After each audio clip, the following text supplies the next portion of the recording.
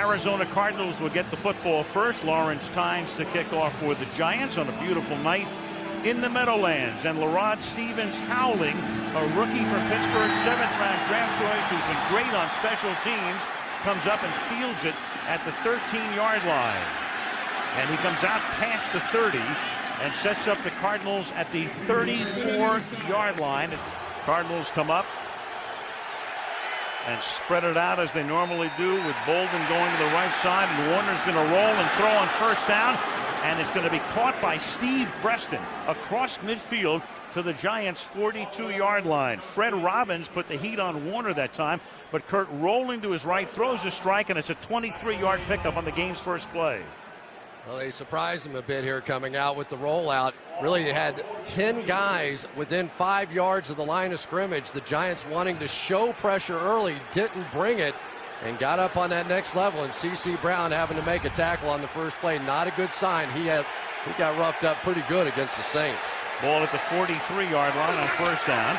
And the Cardinals go to Hightower, and Hightower takes it to the 37. And Chris talking about the running game and how one-dimensional they are. If they could get a running game going, they'd be almost unstoppable. They would be. We've seen some of the numbers for Kurt Warner in his play-action game. Unfortunately, nobody takes that seriously because they are dead last running the football. 2nd down and 4 after a gain of 6. And there it is. They average less than 20 run plays and more than 44 passing plays per game. And on 2nd and 4, Warner has time, and Fitzgerald makes the catch. Double tight end set. You don't see that from the Cardinals very often. And that's Hightower, who gets taken down by Justin Tuck, and the ball comes out, but it is ruled down. It is ruled that before it came out, there was no fumble, and so as Tom Coughlin paces, Arizona will maintain possession. Justin Tuck has proven many times that he is simply too quick for offensive tackles in this league. And this ball, unless they blew this thing dead, it was awfully close. They ended up calling it down. Let's take a look. That ball is coming out. And the Cardinals now get up to the line of scrimmage, and can they snap it before the challenge? And they cannot. Coughlin is able to get the challenge flag out, and the question now becomes, is there evidence that the Giants recovered the ball? You see, they have to win it on both levels.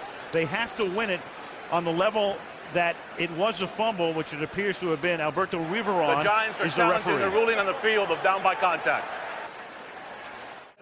Tom Coughlin with a very good record in challenges, far better than the league average, and it looks like he's going to win this one because it clearly appears to be a fumble by Hightower before his knee goes down. The ball is coming out. That is Tuck, who strips it. The ball is out, and Michael Johnson on the other end of the play, the safety for the Giants, comes up with the recovery. And Coughlin just did get the challenge flag out in time. This would be Hightower's 3rd fumble of the season, all of them on Sunday Night Football. When Justin Tuck comes out and makes a play early on, remember his telling us that just how embarrassed he was after what happened a week ago, and Eli knew right away that that one should be challenged.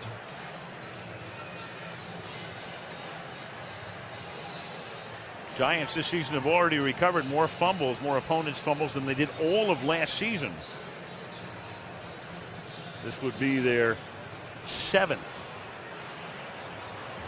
Get the feeling this Giants defensive line took it a little personally what happened to them a week ago against the Saints. Not very often in a game do they get no sacks when that many balls are thrown, and they came out with a purpose. Here's the call by Riveron. Prior to the ball carrier going down, the ball was loose, and there was a clear recovery by the Giants. The Giants will take over 1st and 10 at 27-yard line. Please reset the clock to show 12:56. 12:56. New York will not be charged with a timeout. Thank you. So Hightower's 3rd fumble, and Beanie Wells, who is their rookie out of Ohio State and a someday ascendant to the #1 running back spot, he's had fumble issues. And the Cardinals now with a turnover in their last 13 games, tied for the longest streak in the NFL. So now the Giants take over off the turnover. The ball is at their own 27-yard line, running their first offensive play of the game.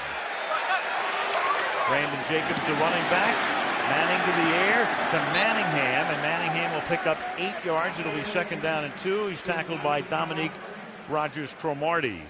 Manning having a very good season, and against the Cardinals, if you go back to what he did last year when they played in Glendale, he completed 79% of his passes. The Giants winning that game. Double tight end set for the Giants now, and Jacobs is the running back on 2nd down and 2 from the 35-yard line. Quick drop again, and the pass, and that's going to be a 1st down. Dominique Hickson making the grab. Let's take a look at the Giants starters. Eli Manning, Ole Miss. Brandon Jacobs, Southern Illinois. Madison Hedgecock, North Carolina. Steve Smith, Southern Cal. Mario Manningham, Michigan. Kevin Boss, Western Oregon. Dave Deal, University of Chief Illini. Rich Soibert, Western Illinois. Sean O'Hara, Rutgers University. Chris Snee, Boston College. William Beatty, UConn. And that's the guy to keep an eye on, supplanting McKenzie tonight. Beatty, a 2nd-round draft choice rookie out of Connecticut. 1st and 10 as Manning, on his 3rd throw in a row, tries to hit the fullback Madison Hedgecock. Incomplete. 2nd down and 10.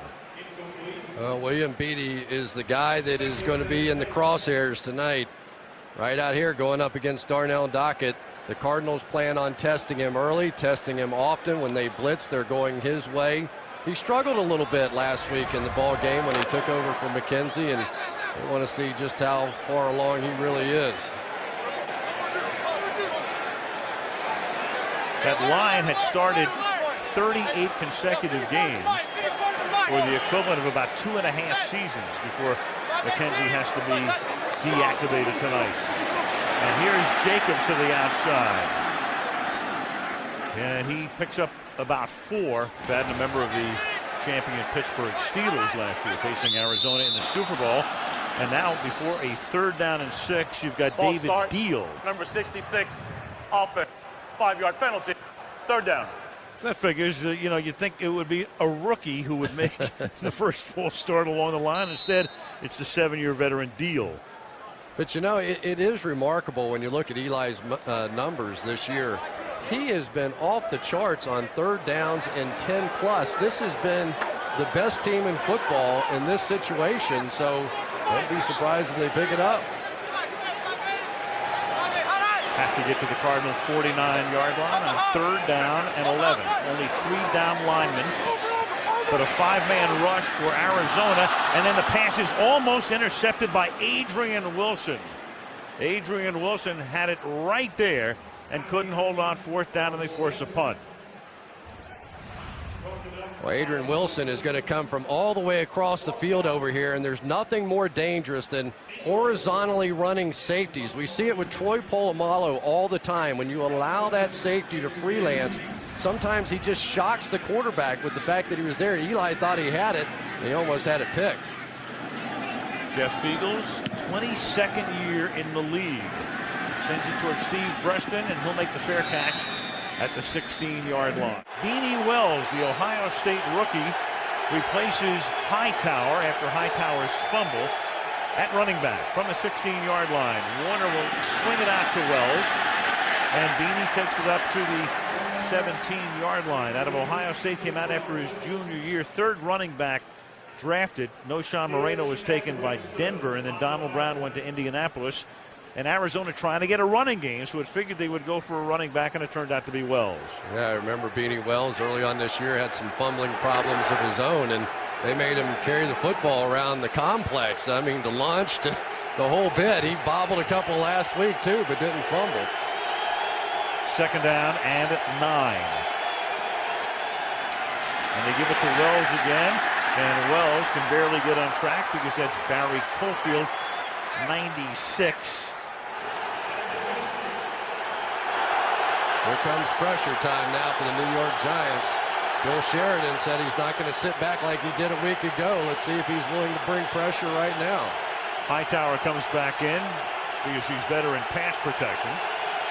Warner out of the shotgun on 3rd down and 8 with 3 wide for the Cardinals. Good protection, and then incomplete as he tried to get it to Hightower, and he was shadowed by Pierce, and Michael Johnson came in that time on a safety blitz to force the issue. Really not too bad a protection this time. The last time we saw Arizona, the Indianapolis Colts pass rushers were giving Kurt Warner a nightmare, and Kurt Warner got up after this hit and looked at the official and said, "That's not a blow to the head." I don't know what Riveron said. I don't know what the answer would have been. Dominic Hickson will let it go. He had a great day in New Orleans, and Arizona gets a good break on the roll. Giants now their second possession from the 30-yard line, first down.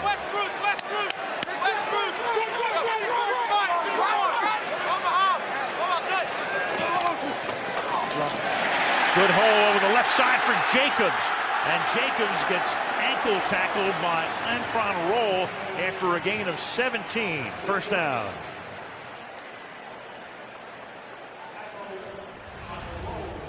Chris Nee's going to come out and around here and make this play, but for Brandon Jacobs, that is the play he's been looking for, sort of a breakout play, just averaging 3.5 yards per carry, and he has clearly been frustrated this season.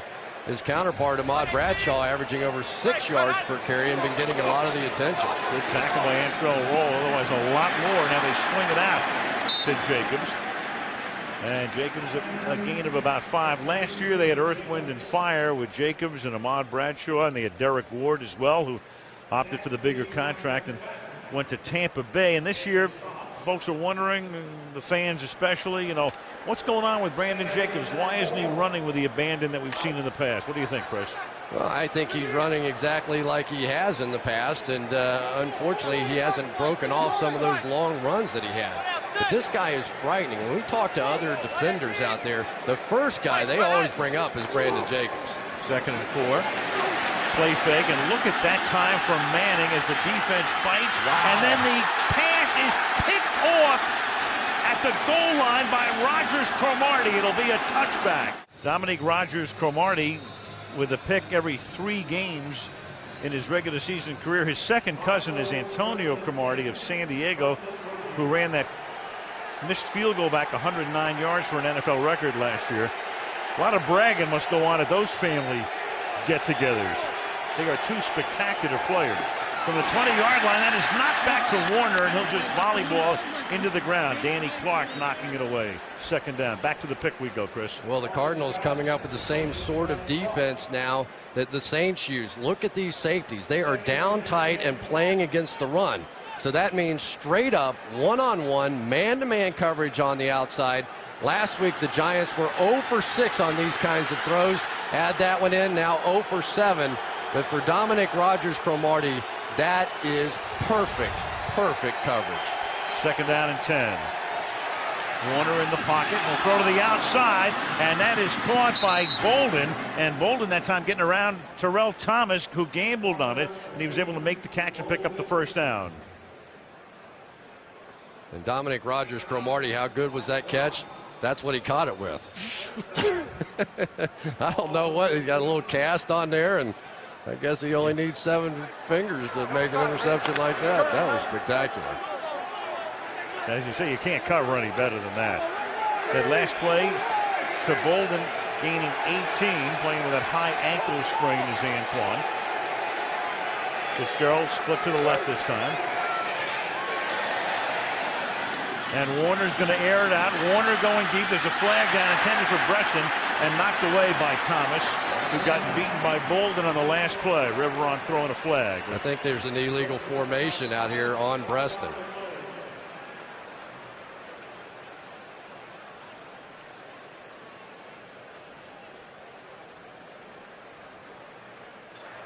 Illegal formation.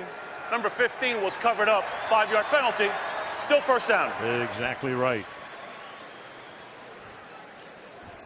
Well, as a wide receiver, you cannot be on the line of scrimmage. You can see Steve Breston here, both he and the tight end on the line of scrimmage, which makes that illegal.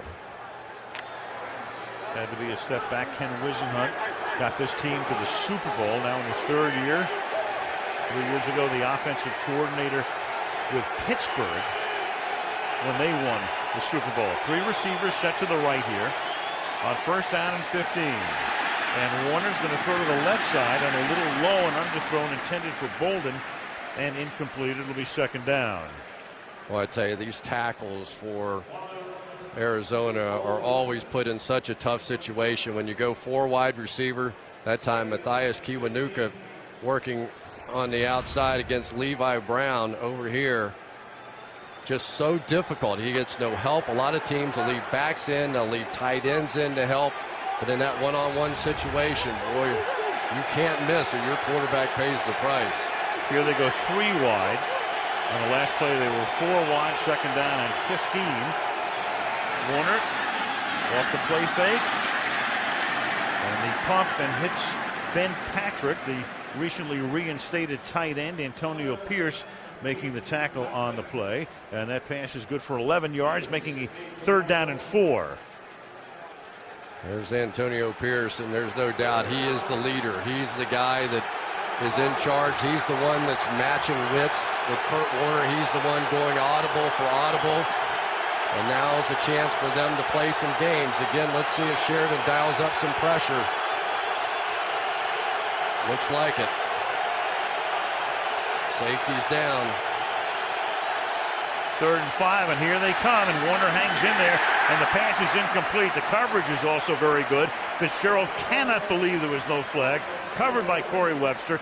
Neither can Warner, and it's 4th down. Boy, everybody was coming. I mean, they brought the house over here, and that meant that Corey Webster was left one-on-one on the outside against Larry Fitzgerald. They are going to match up these 2 great players all night long. They think Corey Webster is the guy on this defense that can cover Fitzgerald one-on-one. Ben Graham with a line drive kick. It's fielded at the 10. This is Hickson running it back out to the 20-yard line. Ahmad Bradshaw comes in as the running back here after we saw Jacobs in for the first 2 series. 1st down, Giants from the 21-yard line. Scoreless game. 5.5 to go in the period. And the Cardinals very good against the run. Carlos Dansby is there to make the tackle. Giants going into last week's game #1 defensively, and a lot of what Eli has been doing has been overlooked, but there are his numbers. Very good through 5 games, 11 touchdowns and only 4 picks. Yeah, on pace for career lows and interceptions and sacks. Does a great job getting the ball out of his hands. But we're already seeing the Arizona Cardinals and the statement they're making on defense. They are playing a lot of guys up. They're going to try and take away the Giants' running game and make them beat them throwing the ball. Only 3 sacks of Eli and 175 dropbacks. And this is Dansby again. Carlos Dansby, number 58, who was a teammate of Brandon Jacobs. They played together at Auburn. Here's what we're talking about. Both inside backers now coming on the cross blitz. They are simply not going to let the Giants come in and pound the football. They're going to force them to throw down the field. They really do feel like they have the advantage on the back end. Jacobs was at Auburn briefly. They tried to move him to linebacker. Dansby talking about it last night. He said that's why he went to Southern Illinois. He didn't want to be a linebacker. Turned out to be a good move. Cardinals get back onside. 3rd down and 12. And this time, they're offside because Adrian Wilson came across the line, and they flag on a 3rd and 12. Remember the blitz last week that Ahmad Bradshaw didn't pick up for the Giants, and Eli chewed him out pretty good. The Cardinals came with that blitz that time. Offside, defense on the right end. 5-yard penalty, replay 3rd down. That was Wilson who'd come up to the line. Jumping off sides, but this is what the Giants and Ahmad Bradshaw did not handle a week ago. Unfortunately, they jump off sides, so they didn't really get a chance to test it here. But again, they're over there working on William Beatty as well. They want to find out what he has. 3rd down and 7. 3 down linemen for the Cards. They're showing blitz again. And they were almost offside again, and in fact, they were. Another flag, and that'll be the 2nd in a row.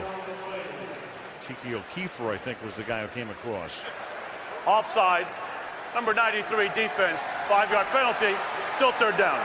Boy, Eli's got the double pump, triple pump fake on the snap count going. On 3rd down, It's a near perfect rating for him through 6 weeks, and he has done, and for 3rd and 6 or more, that is a perfect rating. Very close to it. But he's turned a 3rd and 12 into a 3rd and 2. Well, maybe that's why he's so good. He has a way of narrowing the gap. He's done it here, so 2 offside penalties on Arizona. And on 3rd and 2, it's a little toss to Bradshaw, and he's going to get the first down. So they're able to run it after they turn 3rd and long into 3rd and short. Roll makes the tackle, first down for New York. Well, I know William Beatty can at least run block. This was nice. He got out in front of this play and made a nice open field block. This is not easy for a big old tackle to do, but you can see him square up that corner. In the corner, Dominic Rodgers-Cromartie wanted no part of him. But he's a big athletic guy, but it's all very new. All those calls at the line of scrimmage, they're all tough. Giants love to run pitch outs and sweeps. Bradshaw is averaging almost 8 yards per carry on those plays. Manning, good protection, but the secondary also does its job as well, and he just throws it away into the bench. 2nd and 10. Yeah, we were talking to Chris Nee, the right guard for the Giants, and about the relationship he has with Kareem McKenzie. He said, leaving the huddle, I just simply look over at him and say one word, and we know what we're going to do at the line of scrimmage. But with Beatty in there, we have to get to the line of scrimmage. I have to see what they're doing, tell him very directly what he has to do on the play. And so some of our mystery of our line calls are gone because of the changeover here. There's McKenzie on the sideline. You saw Snead, the son-in-law of Tom Coughlin, 6th year out of Boston College. 2nd and 10, a quick throw to the right side, and that is caught by Mario Manningham. And Manningham with the coverage that time from Rodgers-Cromartie, who wasn't even looking back as Manning got it away quickly, and it will be a first down. Gain of 20 yards. Eli got that ball out of his hands so quickly. I don't think Dominic Rodgers-Cromartie thought there's any way in the world the ball could be there yet. You could see he wasn't even contemplating the idea that that ball was going to be there. That's within 10 yards to get a fade route in there. The timing was just different for Cromartie. Under 3 to play, opening quarter, no score. First down, Bradshaw again. And it'll be 2nd down and 6.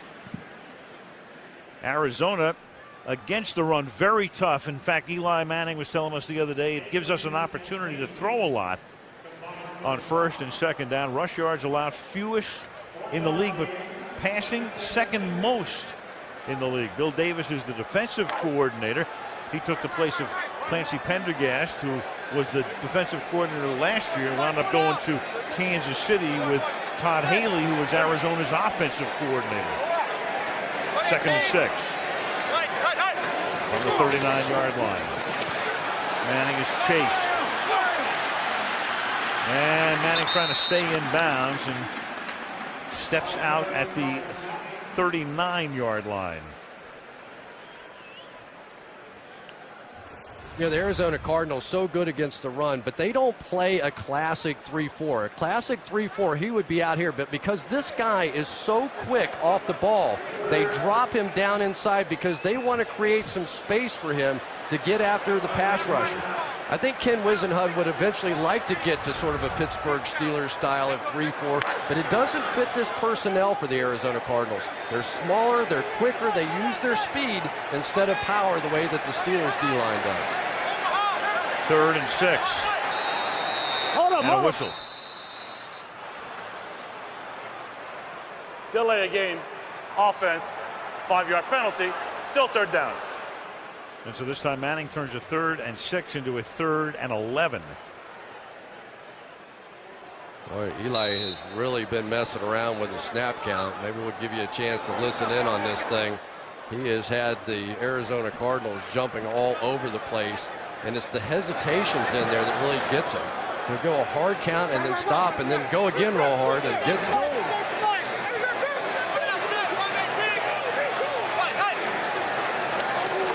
Third and 11. Set up the screen to the left side, and that is sniffed out perfectly by Adrian Wilson. Bradshaw made the catch, and Wilson is right there.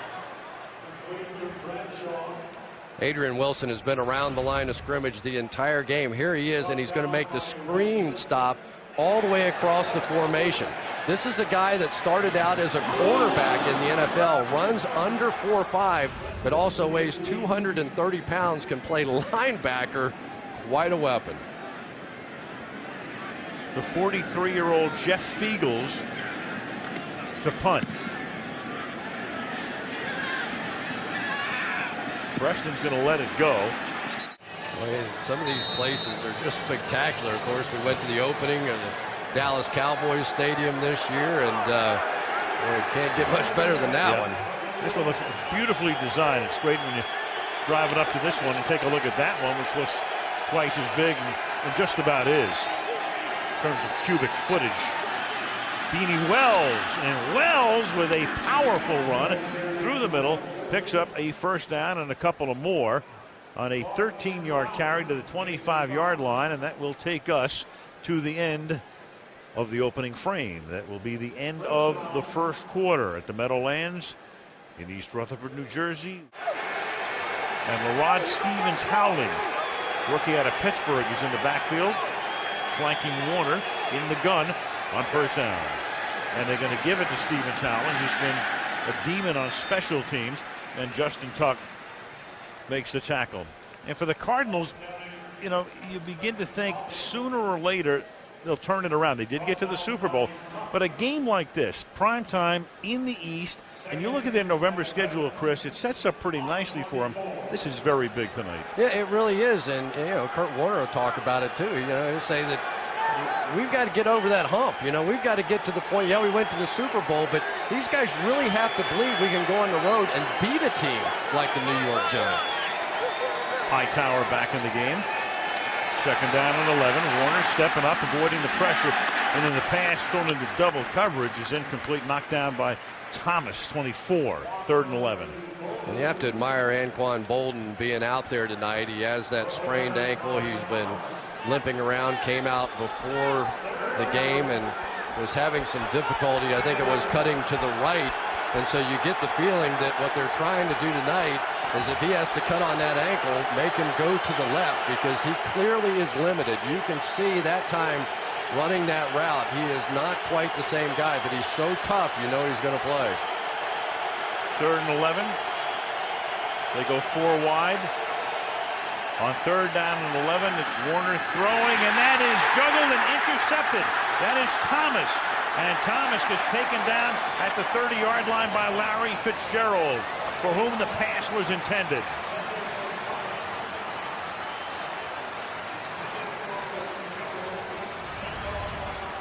There we go. Here's the matchup right here. And really, Steve Breston had it up over the top. I thought Kurt Warner was going to go deep, and for some reason just threw that one behind. But that was a big play for Drell Thomas to be able to come up with this. They've been trying to make plays on the ball. Remember last week against the Saints, this was the kind of play that gave them problems when the ball was thrown up high, and all week long the Giants practiced that exact ball, and that time it paid off for Thomas. Second-year player Thomas out of USC, second pick of the season, third in his career. Now Jacobs has an escort. First down. Nix is split to the left. He's the rookie out of North Carolina. Ball is at the 4. First down and goal. And it's going to go to Nick, and it's incomplete. Hakeem Nicks, who scored a touchdown in each of the last 3 games, covered by Bryant McFadden. Second down and goal. Well, Hakeem Nicks certainly has been coming up with some big plays, touchdowns in each of the last 3 games. This time McFadden right there is unable to come down with it. But this is really where the New York Giants have struggled. And you would think an offense down here in the red zone, you would think an offense that has the ability to run the ball the way that they can would not have issues in the red zones. But look at that, 28th in the NFL, just 37% scoring touchdowns. On second and goal, they'll try Jacobs. And Jacobs, can he bull his way in? Yes, he can. Touchdown, Giants.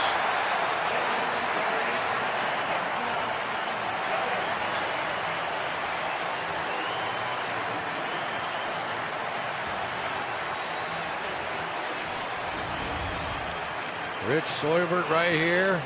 Sean O'Hara right here. just taking their guys and moving them straight back. Little double team with Snee, and Brandon Jacobs came out on the field before the game tonight and let go a roar like a lion would to the crowd and told everybody in this place he was ready to go. Ran right over Gerald Hayes at the end. Tynes for the extra point. Giants have taken the lead. Cardinals have turned the ball over twice, and that was a costly one as the Giants had a very short field. And Brandon Jacobs got him in position to score and then took it in himself. Tynes with the kickoff. Stevens howling. Good coverage. The 22. Well, you all know if you follow football about turnovers and how important they are. It's particularly pronounced with Whisenhunt at Arizona. When they win the turnover battle, 14-0. When they're even 5-2. But when they lose the battle, 1-15. And right now they're losing the battle because they've turned it over twice. And the Giants turned it over once on that interception by Cromartie in the end zone. Warner and company, and again, the Cardinals this time go 5 wide with no backs on first down from the 22-yard line.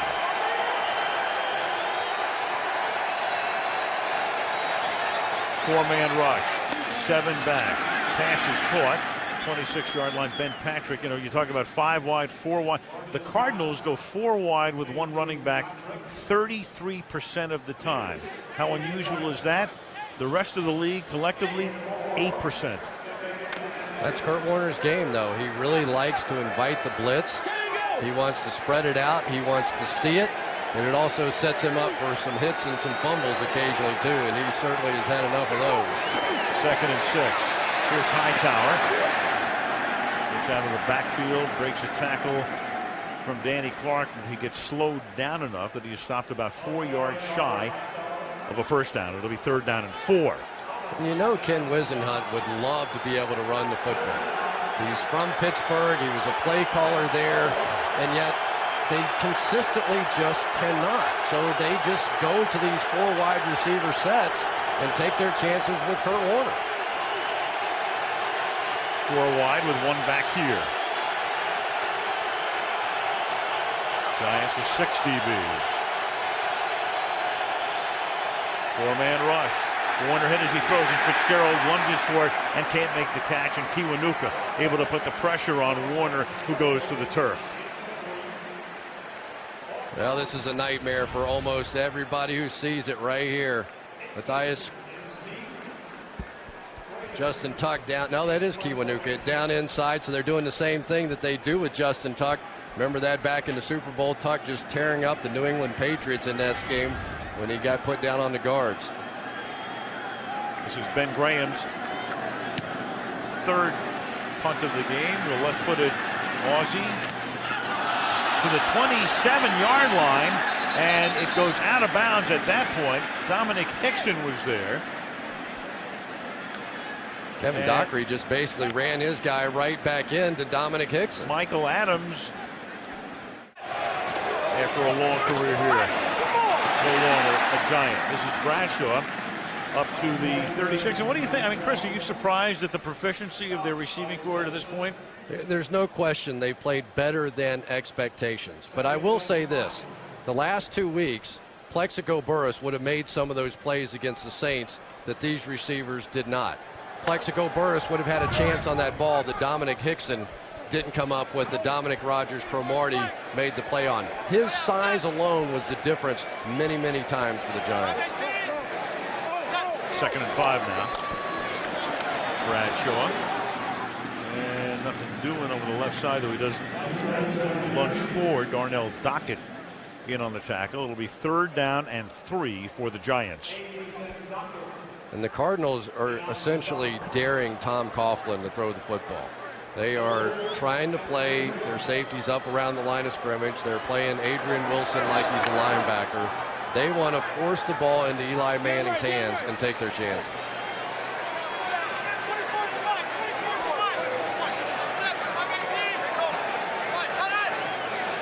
Straight man coverage.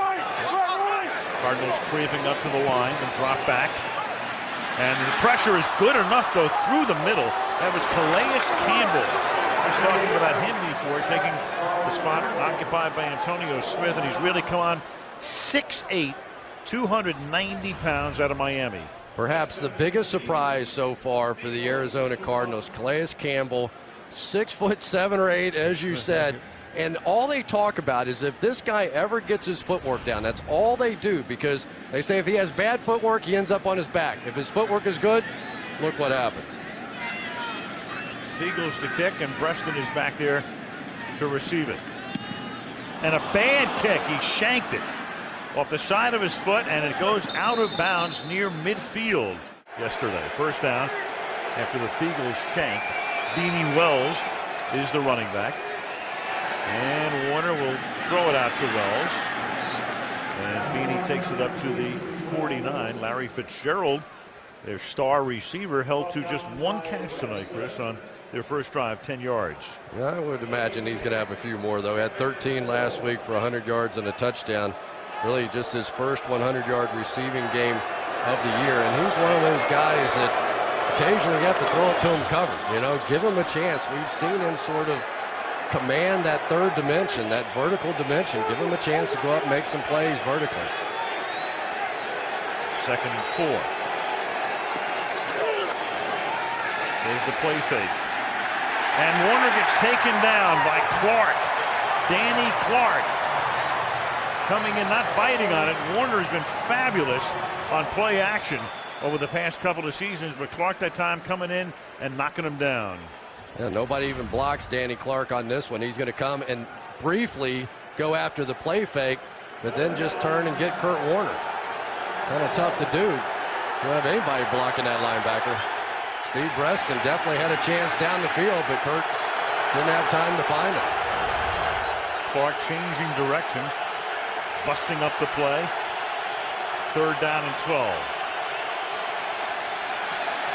Warner under pressure again. And the pass is incomplete. Dropped by Hightower. Umanura putting the heat on Warner that time, and they're forced to punt again. Well, we saw Dwight Freeney working on Mike Gandy. Here he is in a game earlier this year, and there's really just no way in space that he's going to handle Osi Umanura. Put so much pressure on Kurt Warner to have to get that ball out quickly, and the Giants know that when it's 3rd and long, that's when Kurt holds the ball and you have a chance. Ben Graham to punt.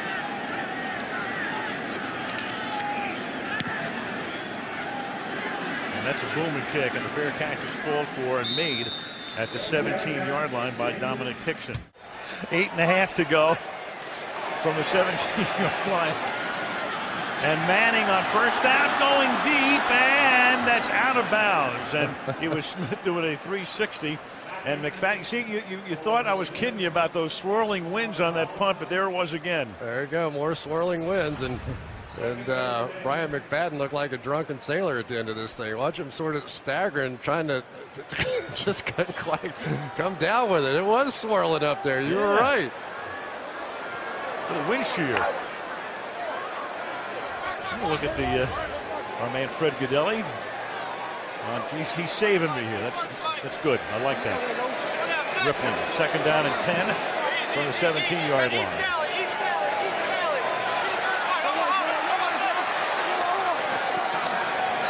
Jacobs cannot get out of the backfield. Good tackle by Clark Higgins.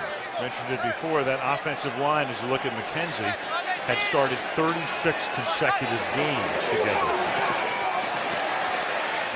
3rd down and 14.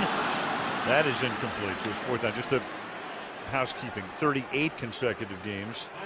2 seasons plus 6 games together. So a new up front group, and it's 4th down and 14 for the Giants.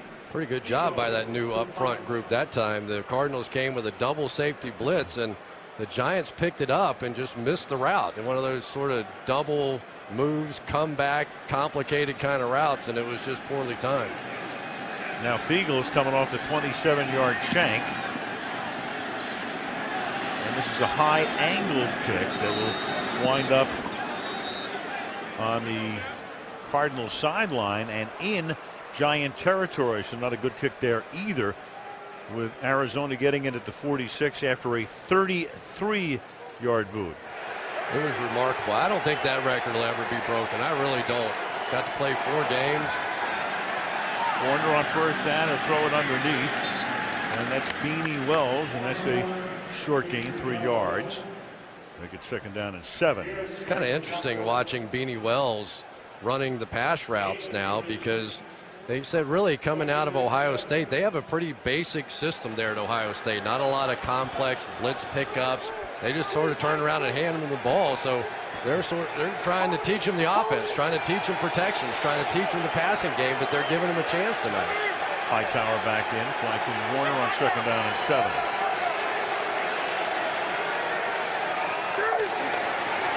And Warner hit as he throws. Here's Fitzgerald. He'll spin around to try to get the first down, and then coming from behind to make the tackle is Robbins. So Robbins making the tackle. Terrell Thomas with the initial coverage. 3rd and 3 upcoming. Well, one of the things Larry Fitzgerald will do is get physical at the line of scrimmage back. He doesn't wait on these defensive backs. He gives Corey Webster a shot, clears a little space, and then makes a nice move. Cardinals really need to make something happen. They've had great field position and have done nothing with it. Warner is 9 of 17 for 79 yards. Crowd exhorting the defense. It's 3rd down and 3.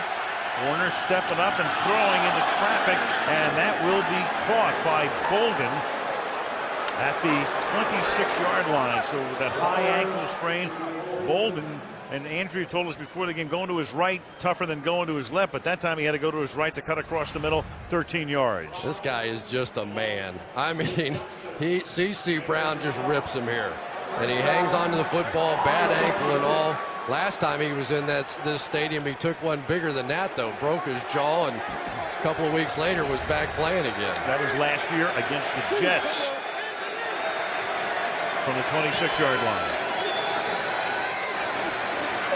Warner has to roll away, and then nearly has that one picked by Webster. Came out of surgery, refused all pain pills, and a couple weeks later is back playing. And I'm telling you, when he came back, he never flinched. I watched that tape. I said, I know he flinched. He never did. 2nd and 10. Pressure is on. Warner going deep, and Fitzgerald can't make a one-handed grab. Coverage is good.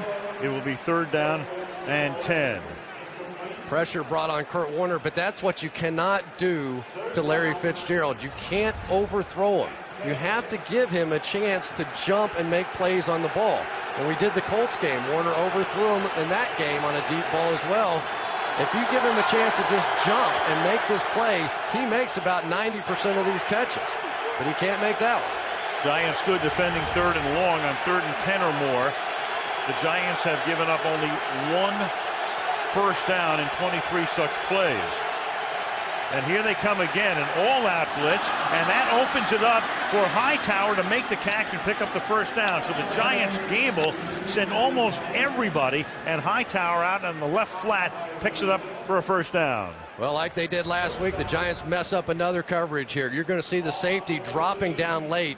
Antonio Pierce right in the middle is turned around and screaming. I think it was Michael Johnson back there that he was trying to get up there. His back was turned. It was just out of sorts. They messed it up and gave up the first down.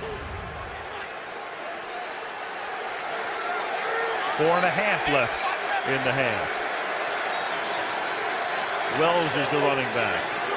And the rookie from Ohio State with a good stiff arm inside the 5 into the end zone goes Beanie for a touchdown. He pushes Terrell Thomas out of the way and goes in for the touchdown after the Cardinals on a 3rd and long convert against the Giants blitz, and in they go for the score. Terrell Thomas absolutely blew that one. He had contain on the outside, and he was hanging his head afterwards. And welcome to the NFL, Beanie Wells. That's what he did at Ohio State. They turned around and gave him the ball, and he did that. Jammed that stiff arm right down Terrell Thomas's throat. First touchdown in the career of Chris Beanie Wells, and Neil Reckers ties the game with the extra point. He'll keep that football with 4:18 to play in the half. New Orleans scores 17 touchdowns last week. Here's the kick, fielded a yard into the end zone by Hickson. And Hickson still on his feet. And then down at the 26-yard line. More on Beanie. We go to Andrea. Well, yeah, Al, he was telling me last night that he feels he's just rushing everything. His steps, his handoff, he's not securing the ball. But he said it's all correctable. And one interesting thing he said, he remembered a line he heard by some man named John Madden. He said, the road to Easy Street goes through the dump. And Wells said, I'm in the dump right now. Well, you know what? I think he found his way out of the dump and into the end zone. We only wish that was true all the time. The road to Easy Street goes through the dump. First and 10 at the 25-yard line.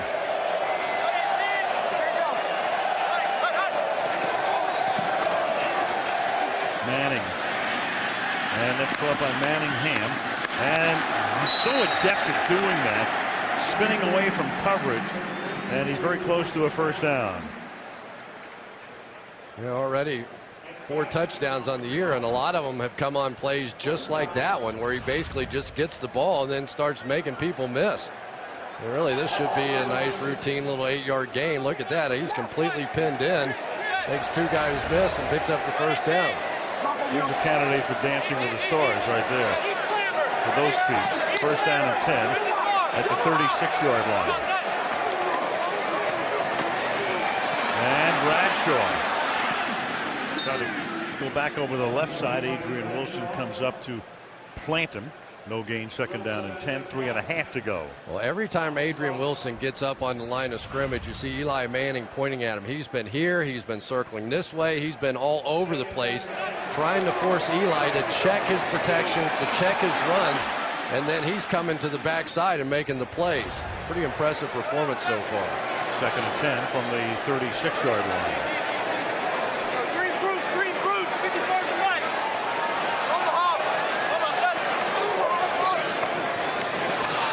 Bradshaw. And nothing happening as he gets to the 38. The former Steeler Clark Hagens in on the stop, third down and 8. Well, and that's part of the game that they're playing now, Arizona is, because as soon as you start paying attention to Wilson and checking everything that way, that time they rolled down Antrell Roll, and Bill Davis, the defensive coordinator, said the only thing I kick myself about is I like to play those games, but I've got to fire my big cannon. My big cannon is Adrian Wilson, so when I'm blitzing, I'm bringing him. Wilson this time lines up on the defensive left side. Third down and 8. Only 2 linemen with their hands down. Here comes Wilson. He's picked up by the back. And the pass is deflected and caught at the 28-yard line by Hakeem Nicks, who goes in for the touchdown.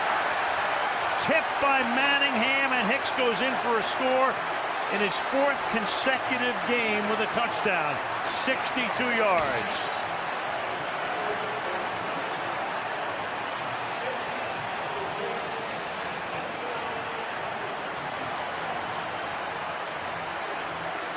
Remember when you said Dominic Rodgers-Cromartie was all or nothing? That time he makes a spectacular play, but the spectacular play was a spike to the Giants. 62 yards off the deflection. Lawrence Tynes out of a Jeff Fiegel's hold with the conversion, and with 2:09 to go in the half, the New York Giants are back up on top, 14-7. Larod Stevens Howling back to receive the kick.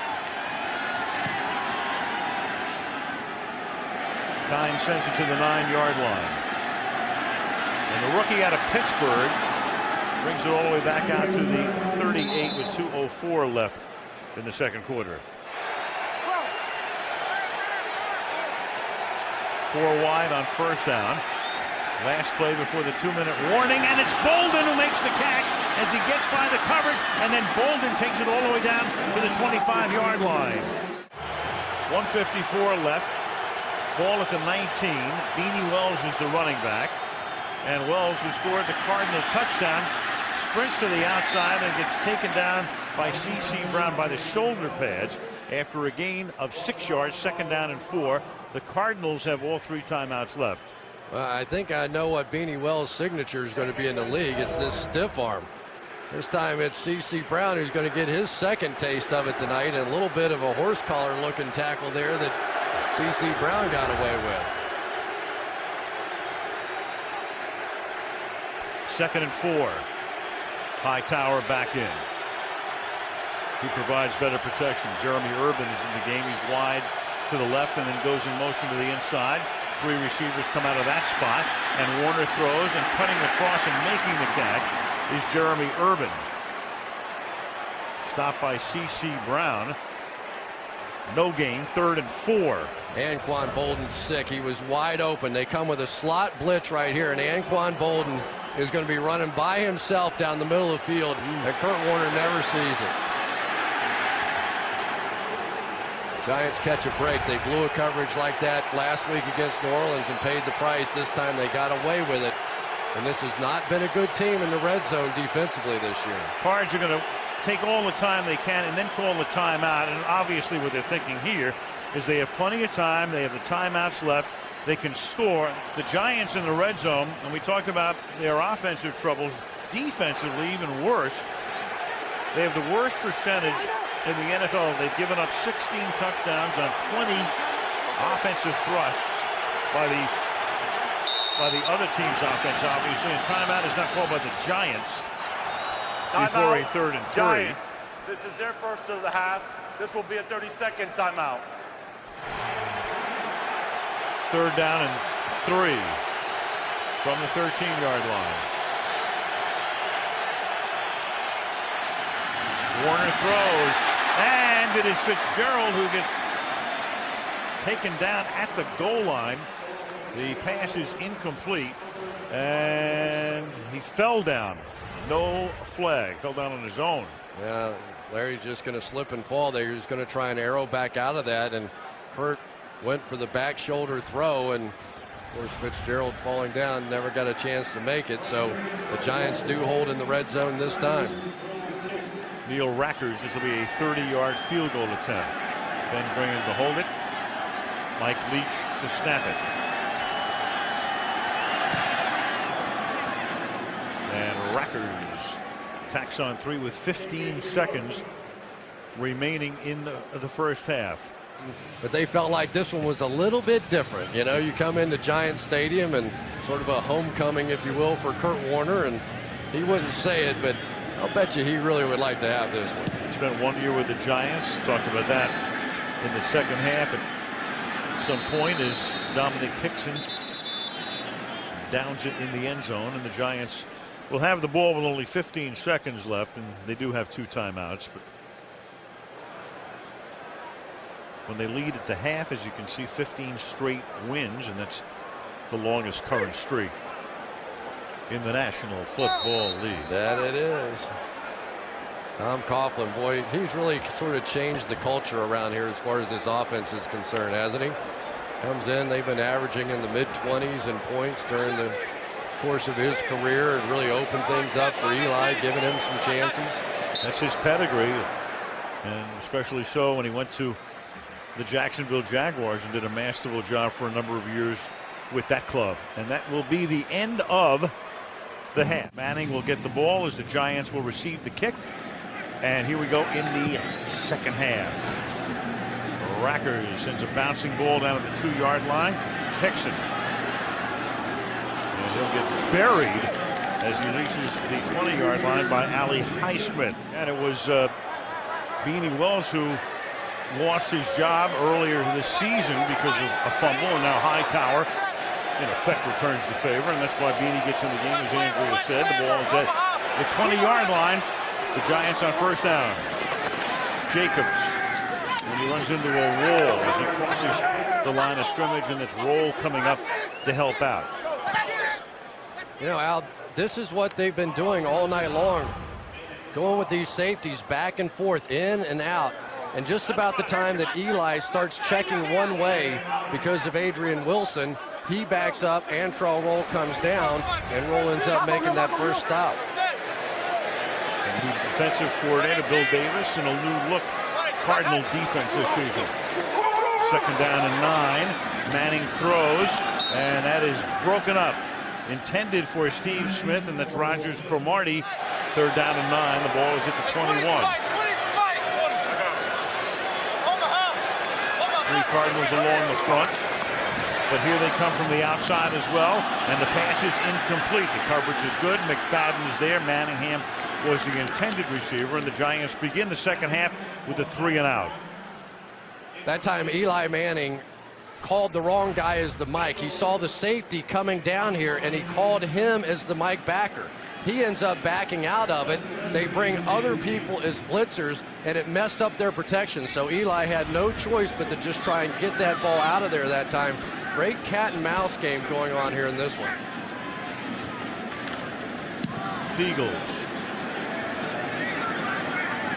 Short kick, fielded at the 44, and Preston. Warner, Manning, and Coughlin. You go back to 2004. Tom Coughlin gets the job. He replaces Jim Fossil as the coach. The Giants have the number 4 pick in the draft. San Diego 1. San Diego picks Eli Manning, who said, "I'm not going there." They effect a trade then, with the Giants picking Phillip Rivers and sending him to San Diego, and Manning comes here. And then the Giants signed Kurt Warner. And it was pretty much an open competition in 04 training camp. And Warner gets the job with Manning starting his rookie season as the backup. Arizona now from the 45-yard line, and that pass is incomplete. So Warner starts the year. The Giants got off to a pretty good start that year, but then they started to fade. They're 5-4 halfway through the season, and Coughlin had to make the choice, and he goes with Eli. Now, Eli only won 1 game the rest of the way, but everybody talks with such mutual admiration for each other. Coughlin telling us the other day Warner is just a great guy. Warner was very supportive of Manning, and you can tell right there as they greeted each other before the game. But that was that 1 year in New York for Kurt Warner. 2nd and 10. The ball's at the 45.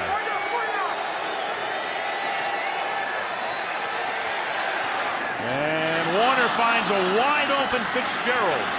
And Larry Fitzgerald with a first down to the New York 29-yard line. Sooner or later, 11 gets wide open. Well, the Giants have really been playing 2 deep safeties for most of the night. And so that time, Larry Fitzgerald just found the open space in between them. They really don't want to put C.C. Brown and these safeties in a position to have to try and make some open field plays against Fitzgerald. And it looks like Warner's changed his game plan. Instead of trying to go over them, you can see how deep they're playing. He's now going to try and go underneath them and made a big play.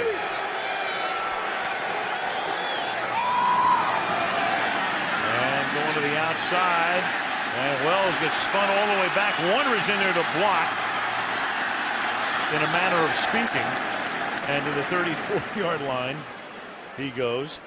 Broke out of a Chase Blackburn tackle, and it turns out to be a 5-yard loss, making it 2nd and 15. Well, we might see Tim Hightower after that particular run right there. That's not what you want to see your running back do. At least he got a little creative and got some of it back, but ended up losing 5 yards. Sometimes in this game, you have to understand that a 3-yard loss is not always a bad thing. He almost lost about 15. Well, now you've got Fitzgerald lining up in the backfield and then breaking out, coming out of the slot. Warner hanging in deep over the middle, and he winds up hitting Fitzgerald, and Larry, who had started in the backfield, goes into the slot. 3 receivers to the right side, gets tackled by Michael Johnson, and it's 1st down and goal, 27 yards. Well, you see the 2 deep safeties back here, but again, Terrell Thomas now is going to have to cover this middle of the field. This is sort of like those old Tampa 2s that you see, but he gets caught up peeking at the underneath guy, and that coverage cannot work unless you run somebody down the middle with Larry Fitzgerald, and they're getting burned right underneath the safeties now. Beanie Wells is the back on 1st and goal from the Giants 7-yard line. Wells, and he gets about half the distance to the 3.5. It'll be 2nd down and goal. One of the things that Arizona is trying to get to with Ken Wisenhunt is a little bit of the Pittsburgh Steelers look with their tight ends, Ben Patrick and Anthony Beck. Steven Spock out of this game. but they're trying to get some power packages in there so that they don't have to always throw the ball when they get down on the goal line. Double tight end set with Beck. There he is, 84, and Patrick outside him. Fitzgerald wide right. Preston out of the slot. Handoff goes to Wells, and Wells pushes his way inside the 1-yard line. 3rd and goal.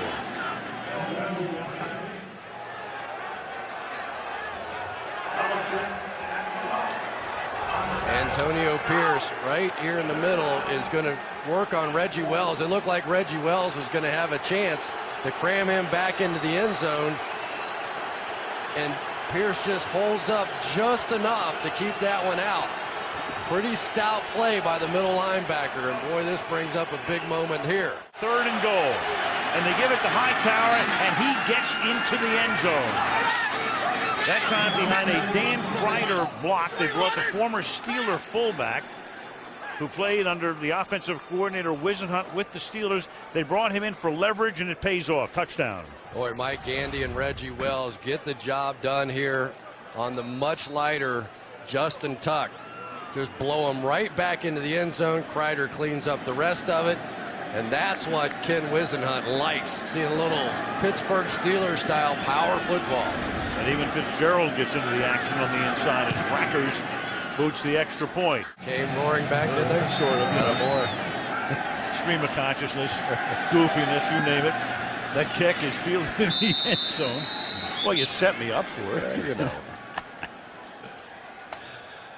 Well, now it's on Eli, huh? Here's Mr. October, 16-3 in his career during the month of October. He's been absolutely brilliant. And now the burden shifts to him a bit. And I think, Al, the one thing that he needs to do is quit playing games with this Arizona defense. Instead of trying to match every look that they're giving him, maybe just call and run a few plays, because they're going to show him something back out of it. And I think he's been checking into some of the wrong calls. Bradshaw has carried 8 times for 20 yards. And he's the back here. Here's the play fake. The pressure is put on, and down he goes. That is Alan Branch, who would be, in effect, a backup end behind Dockett, but he sees a lot of action. 3rd-year man out of Michigan came charging through. And here's exactly what I'm talking about. You'll see Eli point right there at Adrian Wilson, thinking he's going to blitz. Well, instead, Wilson's going to back out of here, go in coverage, and then there's nowhere for Eli to go with the ball, and he gives up the sack. 2 sacks for Branch tonight. It is 2nd down and 22 after that 12-yard put down. And that is Kevin Boss who gets taken out of bounds after a short gain. The Cardinals now with 3 sacks in the game. And coming into the game, Eli had been sacked only 3 times in the first 6 games total. Well, the Arizona Cardinals game is penetration. They want to get in the gaps, get up the field. They've done a great job tonight of playing the run on the way to the quarterback. But remember, Brandon Jacobs averaged about 10 yards per carry in the first half, and they have not gotten back to it. 3rd and 18.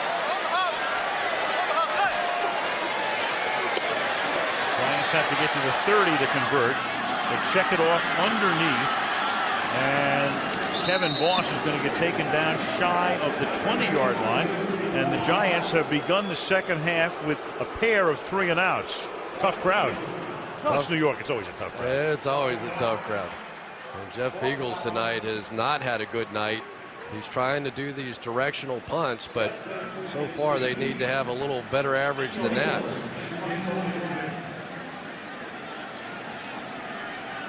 Steve Preston is back to return it.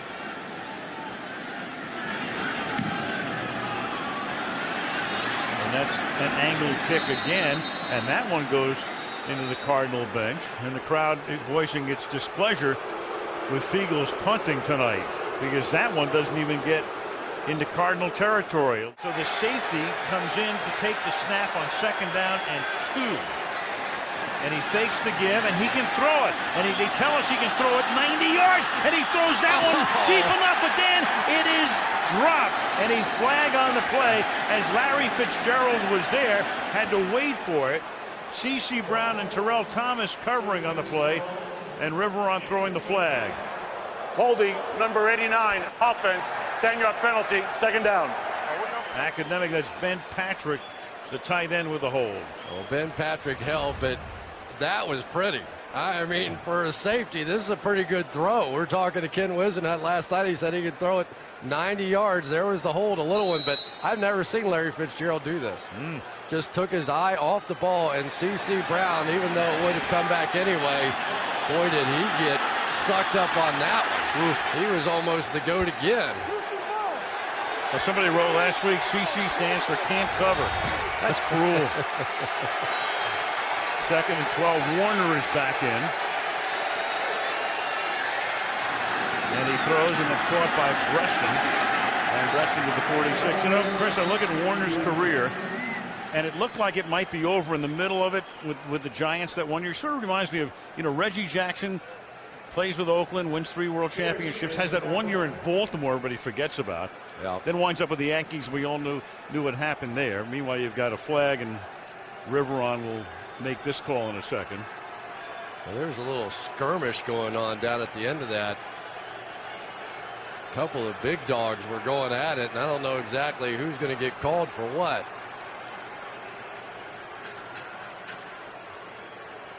Curious look on the face of Brown. Shot block, number 79, offense, 15-yard penalty, repeat, second down. Not 79, it's 75. Right. Levi Brown comes down when the defensive end was engaged by Deuce Latui, and that's what created the foul. You're going to see it right over here. He's going to end up chopping down low, and boy, that brought quite a reaction. Giants were not happy with Levi Brown on that one, and they weren't willing to give up those 15 yards back. I think there would have been a fight on that one. Well, the chop block is so serious, it's a 15-yard penalty. 2nd down and 27. The ball is back at the 35-yard line. And Warner throwing into traffic, and that's incomplete. He tried to get it to Bolden, slanting across the middle at the 50-yard line, and it was tipped away by Thomas. 3rd and long. Well, they're going to give Anquan Bolden every opportunity in the middle of the field. You can see him limping just so badly going down there, but they know if they throw it up there, they're going to have a chance. I wonder if they don't start moving Corey Webster around and keeping him off of Bolden and let one of the lesser guys try and cover him because of Bolden's inability to run. Well, remember they did that with Bruce Johnson in the first half. Right. And it cost them. 3rd down and 27. The ball is at the 35-yard line. And it's thrown underneath, and there's nothing there. Hightower pulls it in. The ball will be spotted at the 33-yard line, and it's going to be 4th and 29. And that's one of those drives you stick in the back of your mind right there. They had great field position around midfield, and they get the chop block, and now all of a sudden this great field position they've had for the last 4 or 5 possessions is going to get flipped, and you're kicking to a dangerous guy here. And the trick play that almost worked with Roll throwing to Fitzgerald. Now Graham sends his kick inside the 30, and it takes a good Arizona bounce. Now from the 19-yard line, the Giants on 1st down. Start with Jacobs through the middle. He picks up about 6. 2nd and 4. Tom Coughlin's had enough. He came in with 2 tight ends, a fullback, and look what the Cardinals react with. Everybody at the line of scrimmage. No free safety. Man-on-man coverage on the outside. The Cardinals are already showing that they're willing to play one-on-one with these Giants receivers and just put everything on stopping the running game. 2nd down and 3. Steve Smith wide right. He has not put a pass tonight. Jacobs again. They called his number, and he's going to get stacked up about 1.5 yards shy of the first down by Clark Higgins. There he is. Came into the weekend tied with Hines Ward. 41 catches, tied for the league lead. Tonight, a goose egg. Yeah, and really the Giants, when they've been trying to throw the ball, they've been trying to take the shots down the field, and justifiably so. If you're going to play against them with no free safety, you've got to try for the home run ball. Well, they failed on it last week, and but for the fluke tip ball in this one, they really haven't been much better this one. 3 wide and 2 tight as you see the personnel. 6 DBs. Cardinals showing they're coming. There's Wilson right up in the line. He's coming, and you've got a whistle before the snap. And again, it's delay of the game. Delay of game. Offense. 5-yard penalty. 3rd down. Second such call against Eli at the line. That's going to turn a 3rd and a deuce into a 3rd and 7. Well,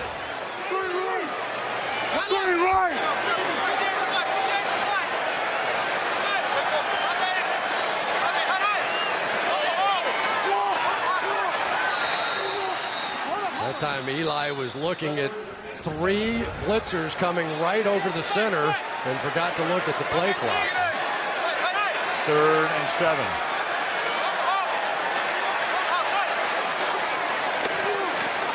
Deep drop by Eli. And then it is tipped, and it is juggled and intercepted by Adrian Wilson at the 20-yard line. So the Cardinals that time, after not getting a break on a tipped pass, get a big break here. And they get it from the big guy, Calais Campbell, 6'8" of him, who's already blocked 2 kicks this year, is going to get his big mid up in the air, and turnabout is fair play here. Right on the end of the line of scrimmage, right there. Perfect protection, really, by William Beatty. But now we are even on those tip balls. Campbell's also blocked 2 kicks this season, so using that 6'8" frame to his advantage. And there's a look at Coughlin as the Giants right now are backed up. The ball is at the 20. And you've got Wells, and Wells breaks through the middle of the line to the 5-yard line. Beanie Wells, who has scored a rushing touchdown tonight, takes it to the 5 and sets up a 1st and goal. Tremendous job this time by the right side, the big side, the beef side of this Cardinal offensive line. Get the double team. Lyle Sinline got up on the linebacker, and Beanie Wells is giving the Cardinals something they haven't had in a long time, and that's a running game.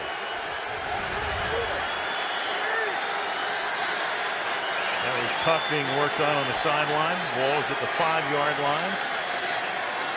And the toss in, oh, they almost threw it away, and it is Wells. So it was the toss. That time Warner threw it outside. Pitch out of the strike zone, and Wells is able to save the wild pitch. Reggie Wells, the left guard, is going to pull over here, and he's going to hit Kurt Warner as he's trying to swing around and make the pitch. Right in the middle there, and this thing almost gets away. Kurt sort of fires that thing out there anyway. Nice catch by Beanie Wells. Jason Wright now comes in. They use him in certain packages, and he is lined up as the running back on 2nd down and goal. The play clock is down to 3. And Warner just does get it off and throws the ball to Jason Wright for a touchdown.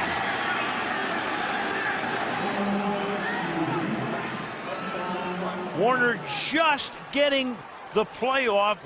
The clock was going from 1 to 0, and Wright had just come into the game, and he hits him for 6. The inside screen. Watch the center here. Lyle Sinline is going to seek out and find the guy that has the screen back. That time Antonio Pierce. He blocks the guy responsible for the screen, and the Cardinals end up with a touchdown.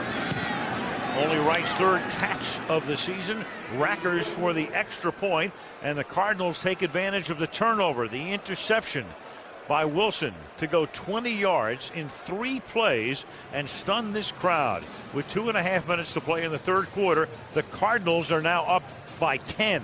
You know, it's interesting hearing Ken Wisenhunt talk about Jason Wright. He said He's the one guy on this team that he's not the best that we have at doing anything, but he does everything well, and he's the guy that I trust. So if we have sort of a tricky kind of a play, he's the guy I want in there because I know that he'll be able to handle it. But that play was made by the center, Lyle Sinline, who waded through all that traffic and found the guy responsible for right. And the Arizona Cardinals making a bit of a statement here. This would be their 3rd straight win on the road. And for Kurt Warner, I don't care what he says, for him to come back into this stadium where he was benched has to mean something extra.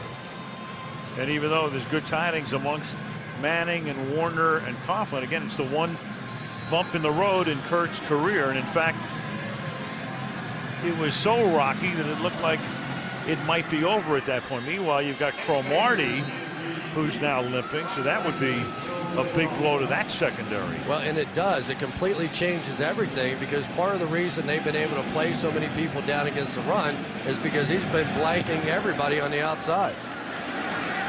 Now Racker's kickoff, bouncing at the 10-yard line. Hickson takes it to the 24-yard line. And let's take a look at how Cromartie got injured.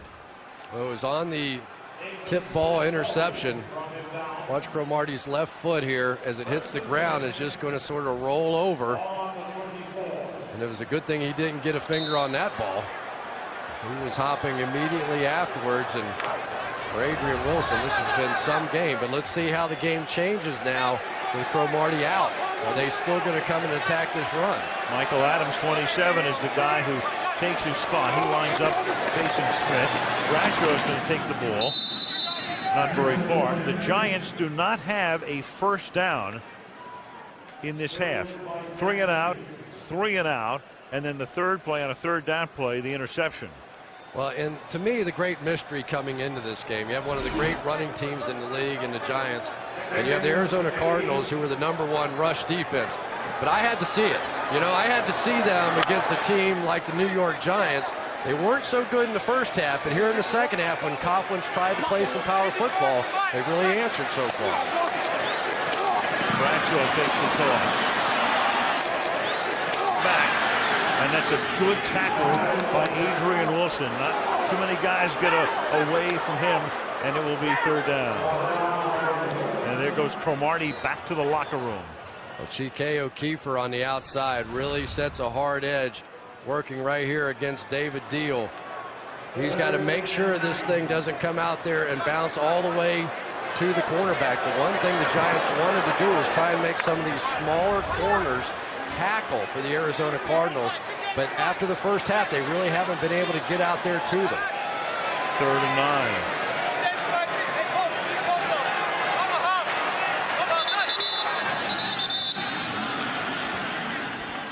And that's going to cost the Giants 5 more. False start. Number 82, offense, 5-yard penalty, third down. Mario Manningham.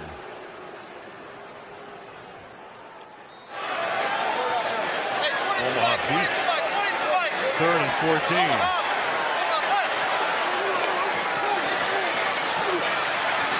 Eli throws, and that's caught, but the tackle is made short of the first down. Steve Smith finally makes a grab, and the former Giant Ralph Brown makes the tackle. So that will make it 4th down and 2. And there's a flag down in the offensive backfield. Personal foul, roughing a passer, number 58. Defense, 15-yard penalty, first down. Carlos Dansby.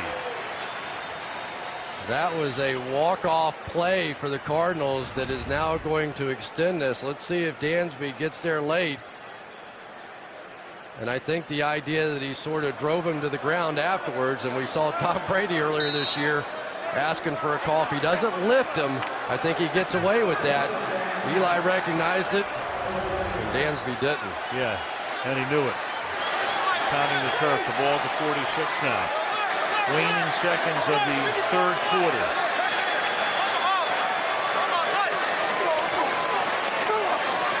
And Eli works the middle and gets the ball into Arizona territory in the hands of Manningham on the final play of the period. That's a gain of 8. That is the end of the third. Arizona lead, but the Giants, the beneficiary of a roughing the passer foul at the end of the third quarter. Have a second down and 2 at the Cardinal 46-yard line. Bradshaw is the back.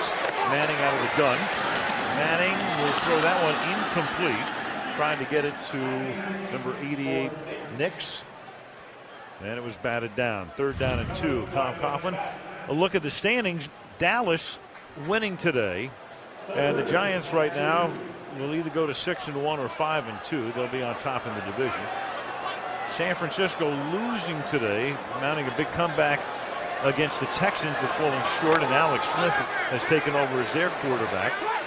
And Arizona trying to stay on top of its division in undisputed possession of first place. Otherwise, they'd be tied with San Francisco, a team to whom they've already lost. 3rd and 2.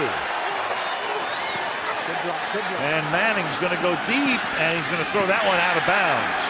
McFadden covering on the play. The coverage was good, and the pass was not. It was out of bounds, and on a pass intended for Manningham, they get 8 yards on first down and wind up with a 4th and 2.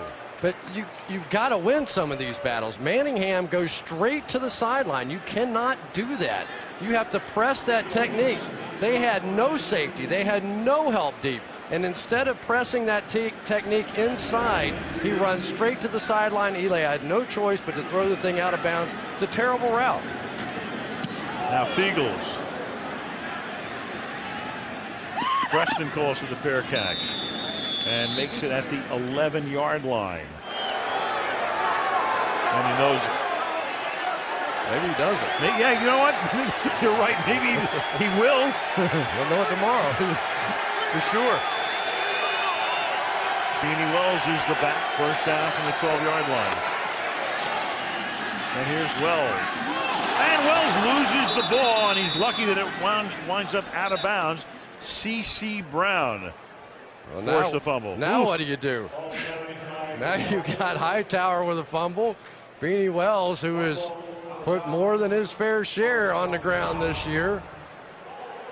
And now you've got to think these Giants are going to start going for these things. C.C. Brown got in there, and they've been getting the ball out. You don't get the advancement on the fumble, so it goes back to where he lost it before it went out of bounds. Thus the ball is at the 16, second down and 6.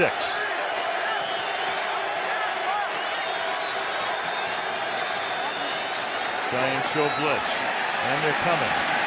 And they run a draw, but the Giants are able to stuff that. Michael Johnson is right there to stop Wells. Third down. Well, Beanie Wells has got to start carrying it like Tiki Barber did back in the day. Remember when Tiki had that high and tight thing working after he had some fumbling problems? They've been working on Beanie Wells, trying to teach him that, but it's not a natural thing for him. 3rd and 8.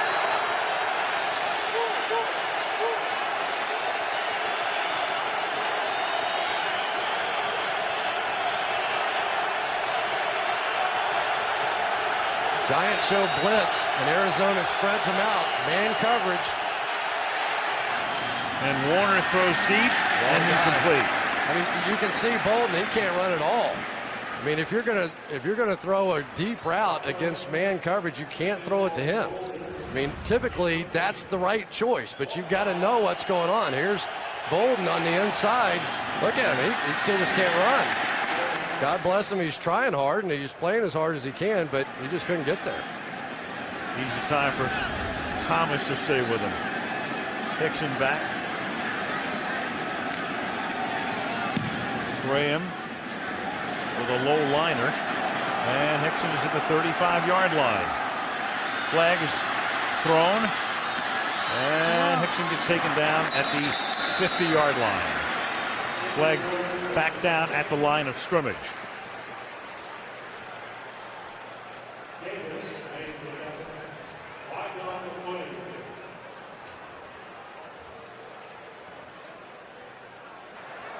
Ineligible player downfield by the kicking team.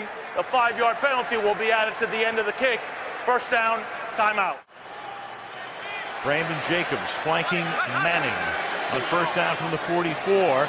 And the pass is thrown out in front of Nix, who's able to grab it and then gets taken down by Higgins after a short gain. And right now, Arizona has Michael Adams in the game, a free agent from a few years back, taking over for Dominic Rodgers-Cromartie. They throw the screen out there to him. And I think if Arizona is willing to continue blitzing, you have to take your shots out there. We've seen that Hakeem Nicks can come up with some big plays, so you have to try and take your shot. And they're man-to-man at the top of the screen. 2nd and 7. And Eli checks off underneath. Pass made, Jacobs. He's to the 35-yard line, about a yard or two short of the first down. You can hear every time Eli says Omaha, it's an indicator that the next snap count is live. So he has all that conversation going on, directing traffic, changing blitz protections, changing routes. But when he says Omaha, the next snap count is the live one. 3rd and 2. This is Jacobs, and he's going to get stuffed at the 35-yard line. So here comes a big decision for Coughlin now on 4th down and 1. Adrian Wilson's having a Pro Bowl night tonight. He is just simply making plays. I think this is him right here, sneaking up in there. Oh, he's the one that got blocked. It was on the other side, the linebacker who came up in between and made the play. But Adrian Wilson has not left the line of scrimmage, and now we find out about Brandon Jacobs in this running game. Giants have had a lot of trouble on 3rd and 4th and short from the 35. Jacobs, and this time he busts over left guard and picks up the first down. Chris Snee helping to lead the way for Brandon Jacobs, and they move the chains with 11 minutes to play. A little power with their most powerful offensive lineman. Chris Snee is going to come right up and lead about 270 pounds a man through the hole. This is the bread and butter. Great double team between Sorbert and Deal on that side as well, but that has not been an automatic for the Giants this year, those short yardage situations. No way.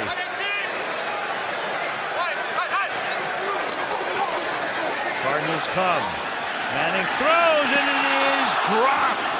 Mario Manningham at the 2-yard line. That is his 7th drop of an on-target pass this season.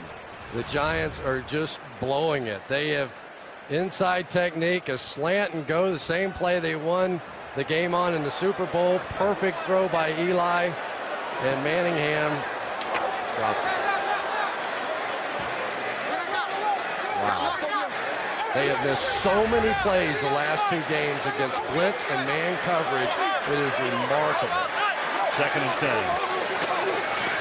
4-man rush.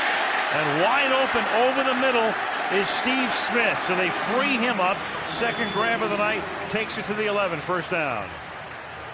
And Adrian Wilson is out of the game now. And Steve Smith, who really has not been much of a factor at all, right here is just going to work over where Adrian Wilson has been roaming all night long. And finally now the Giants are starting to get a little something going with their passing game. They're working on Adrian Wilson. There he is on his calf on the sideline, so he is still out. Matt Ware comes in to take his place. Here come the Cardinals again, and the pass is behind Jacobs. They put enough heat on Manning that he had to get rid of it in a hurry and behind the target. I tell you what, Bill Davis, the new defensive coordinator for the Arizona Cardinals, knows no fear. They have been sending everybody. They're coming off the edge. They're coming off the linebacker spot. And every once in a while, you just pop free. And there it was. Got to Eli before he could set his feet and get that thing out. But Jacobs was open. They just couldn't get it there. And Antro Roll was limping after that last play. They've got Greg Toller, a rookie in the game as well. So it's a patchwork secondary. 2nd down and 10. The ball at the 11-yard line. And here they come again. Put the heat on Manning, and he finds the man over the middle, and that's Smith again. Got in front of Brown, and the ball will be spotted at the 5-yard line. And it will be 3rd down and 3. Davis keeps firing. He's just going to keep sending everybody up the gut. And I think part of the reason why, when you have this many changes going on in your secondary and so many guys hurt, the easiest thing to do, Al, is just play man-to-man coverage on the outside. Some of those combination zones down around the goal line, these guys probably haven't played. And send the house. And that's what he's been doing. And it's 3rd down and 3. And it's an inside handoff to Jacobs. And Jacobs is going to come close to getting the first down before he is forced back. But his forward progress will take him only to the 2-yard line. So now the Giants, needing a field goal and a touchdown, or a touchdown and a field goal in either order, will opt for the 3-pointer to the displeasure of the crowd. Well, you sort of have to make it a one-possession game, and they come right back with the power going the other way. But that is some job inside by some of those small guys in the secondary. Ralph Brown, Matt Ware, little dudes who combine together to make the stop. Ralph Brown at 5'10 and 185. Now a 20-yard field goal attempt. Fiegel's putting it down 4 times, and the kick is good. Here's Roll. I mentioned he was limping at the end of that last drive, and you've got Cromartie hurt. He's got the ankle wrap, telling us he is done for the night. You have a bouncing kickoff. Stevens Howling fielding it, and he'll run it back to the 30-yard line. And a good one at the Meadowlands. Arizona leads by 7. Big drive for the Cardinals here. They start from the 31-yard line. Warner out of the shotgun.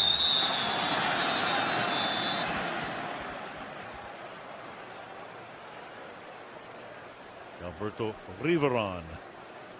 Very nice. The referee, well, he said his mother likes when you trill it. It's going to be against the Giants. Encroachment, number 98, defense, 5-yard penalty, first down. Fred Robbins. Lyle Sinline, the center, is going to snap his head up here, right in here. And it looks like everybody sort of reacts to that. Love tap. Balls at they only gave him 4 yards on the penalty, and that's why they stop it. They gave him 4, not 5. They got to move the ball to the 36-yard line. Man. I know the economy's in a shambles, or was, but you know, got to give him 5 yards. 1, 2, 3, 5. Same way I used to get paid. From the 36-yard line, first down, and 5.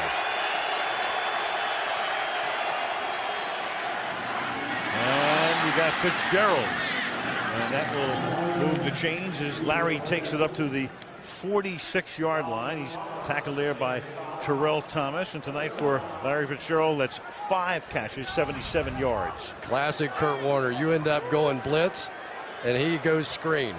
That's the way he plays this game. You want to try and come get him, he's going to flip it out to these great receivers and let them make a play with no pursuit. Beanie Wells back in the game. Corey Webster now out for the Giants. Webster limped off. Wells. Oh, and Wells with a big run. Antonio Pierce and Blackburn, and we started at the beginning of the game talking about their running game, Chris, and what this team would be like as you look at Webster if they got a running game. How about this power football? You got Dan Kreider here on a lead block, is just going to move Antonio Pierce. That's just one-on-one, old Dallas Cowboys isolation. Moose Johnson clearing it for Emmitt Smith, and boy, we haven't seen a lot out of that in Arizona. That is a first down, and Warner has to go to the bench and call a timeout here. Bill Sheridan, the Giants' defensive coordinator. You can see not a lot of pressure on Warner tonight. Sacked once by the linebacker Clark, hit 4 times. 1 knockdown. Last week, Drew Brees had so much time, Tom Coughlin said, I'm not even sure Drew had to shower after the game. Cardinals had to take a timeout. They only have 1 left. 6:46 left in regulation. Beanie Wells is the back. There are the numbers on Warner. First down from the Giants' 44. And Wells picking up a couple. Cardinals right now, among other things, Chris, can play a little clock ball, but what's really important for them is to wind up with some points on this drive and turn it back into a two-possession game. Well, that's the problem with Tom Coughlin's decision to go for the field goal, because now if you give up a field goal, it goes back to being a two-possession game. I'll bet you if you ask Tom, he decided to kick it because he saw all the injuries on the Cardinals' defense. So he thought he was going to get it back and be able to take it down the field the way that they were moving the last time. And it's up to his defense to do that. It's 2nd down and 8 from the 42-yard line. And now you've got Wells to the 37-yard line. And upcoming right now is a very big 3rd and 3. We're seeing a little Pittsburgh Steelers football now. These two tight ends. This is what we see out of the Steelers. They end up stretching the defense out with two tight ends. They've got Breston on the outside in their blocking as well, down on C.C. Brown. The Steelers love doing that with Hines Ward, and it's working right now for Arizona as well. Crowd senses the importance of this play. Rising as one, imploring their defense to stop them. 3rd down and 3. 5.5 to play. And Warner, he'll get sacked. Big play. Matthias Kiwanuka racing around from the right side, coming in from behind and sacking him. They've been quiet all night, but that time it was Ozi Umenyiora and Matthias Kiwanuka. First on the outside, Mike Gandy whiffs. And I can't believe Kurt Warner doesn't lose that ball. He had 2 chances to have that one poked out. But he hangs on to it, and it was significant.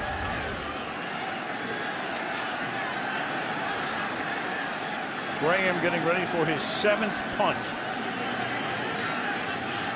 Hickson sets up at his own 10-yard line. And calls for a fair catch. And Manning will take over at the 17-yard line. 1st and 10.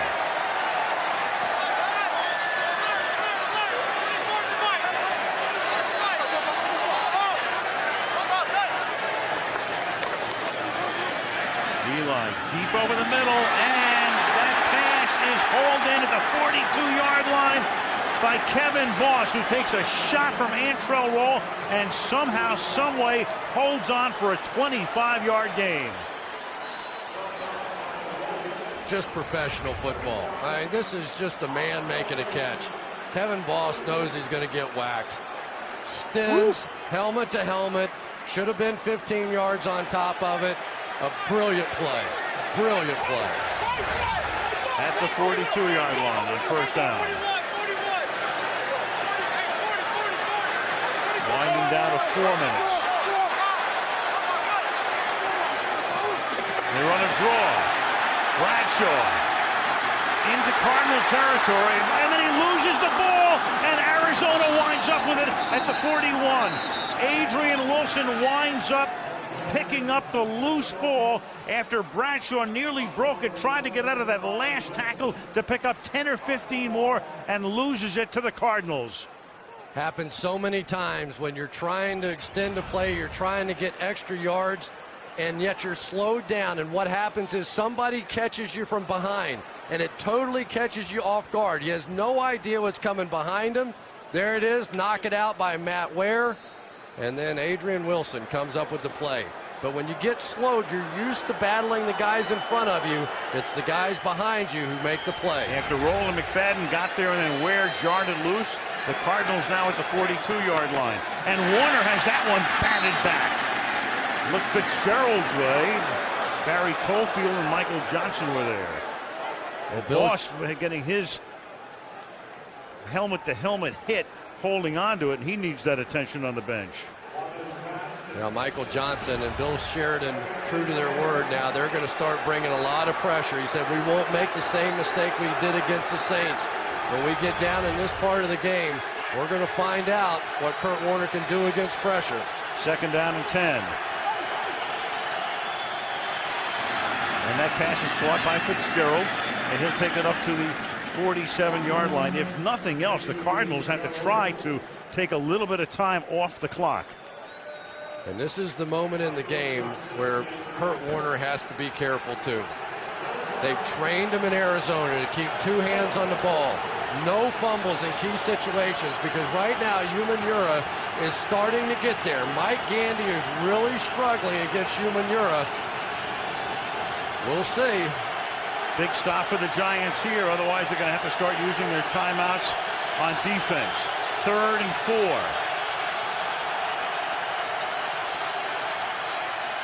And Warner throws, and it's Fitzgerald who can't make the catch. Terrell Thomas is right there. 4th down. Umanura that time took Mike Gandy on a bull rush right back into Kurt Warner. Didn't allow Warner to step into that throw very much, but just brilliant coverage on the outside by Terrell Thomas. Big time play, and what a stop by this Giants defense. After the turnover, give it right back. Stop them, weren't forced to use a timeout, and still have a ton of time on the clock. Graham's kick. Fair catch signaled, made, 9-yard line by Hickson. So now Manning will be 91 yards away, 2:52, all 3 timeouts, and the 2-minute warning as well. And where's David Tyree when you need him? Just got re-signed, didn't he, by somebody? I think he did. Oh boy, here we go. This is what pro football is all about. How many games do we do where it comes down to the final 3 minutes of the game, and a big-time quarterback, Eli Manning, who's been having a really good year, in the spotlight. And Boss comes back in. There he is, lined up tight on the right side. Ahmad Bradshaw is the running back. False start. Number 65, offense, half the distance of the goal, 1st down. And that's Will Beatty, the rookie. Yep, sometimes bad situation for rookies. Flinch is here. He should have waited for Omaha. At least Lincoln. 1st and 14 from the 5, half the distance.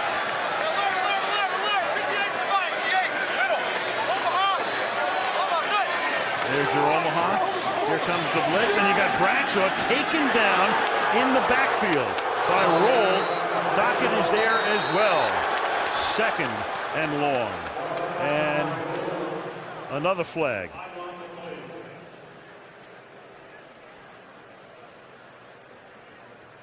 Already had 13 accepted penalties in tonight's game.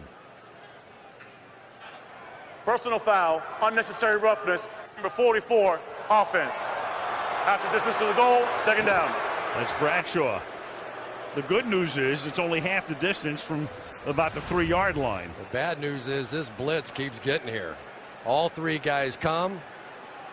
Bradshaw is going to be taken down by Antrell Roll, and didn't like something at the tail end of this thing.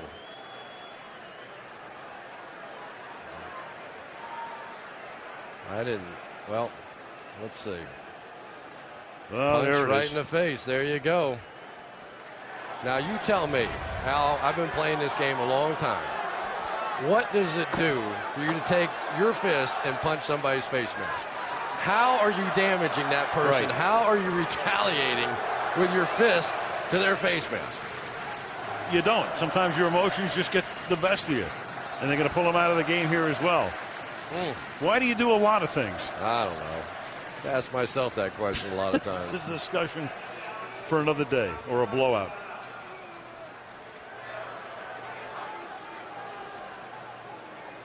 Well, I'll tell you what, the Arizona Cardinals and their defensive coordinator, Bill Davis, they've never stopped firing this blitz all night. And you've got 99 yards of field to protect, and they're still going after him.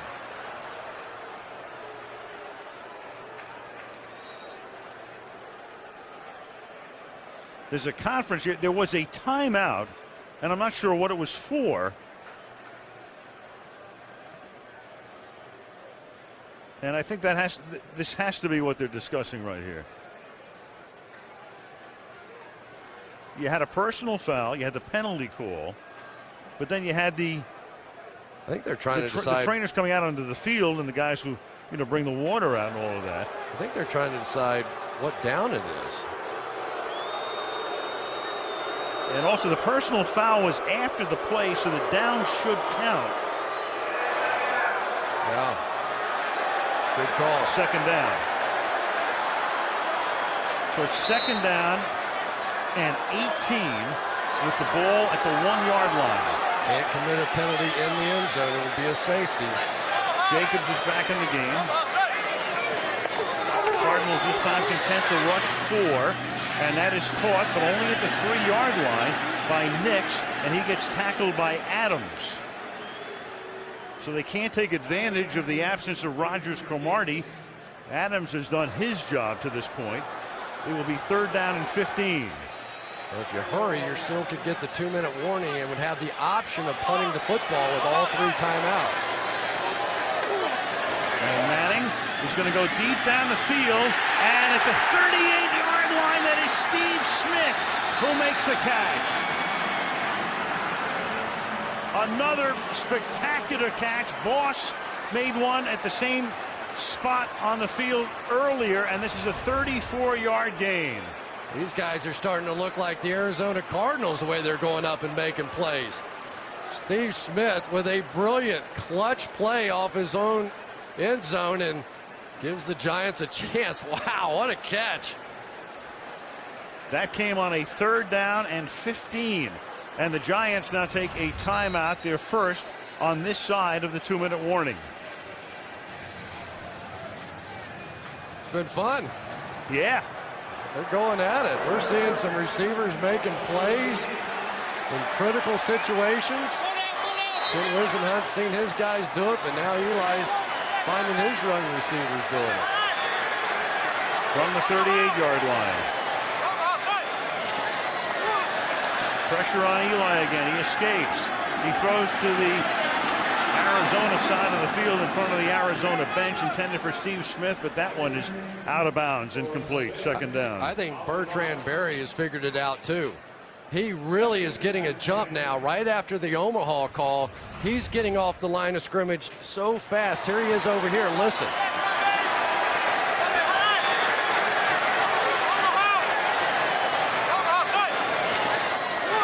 I mean, he is really flying off that ball. Eli may need to change it up a little bit. Second and 10. 3-man front for Arizona. And they start to fill the gaps. Now they come again. But the protection is great for Manning. But so is the Arizona coverage. And Eli's going to throw, and he's going to find Nix at the 49-yard line for a first down, and it stops the clock with the 2-minute warning at 1:53. Real good game tonight. Unlike a lot of Arizona Giant games through the years, the Giants have dominated. They won 17 of the last 19 here against the Cardinals. Adrian Wilson right now is out of the game again. He was cramping before. He's not in the lineup here. Rodgers-Cromartie is also down. There's Wilson on the bench. And Manning will go to work against that patchwork secondary. First and 10 from the 50-yard line. Greg Toller, rookie from St. Paul's of Virginia, is in the game. So you got a rookie, and you got Michael Adams, backup guy playing in Rodgers-Cromartie's spot. Matt Ware in the game, another backup, and Manning going to work at the 50.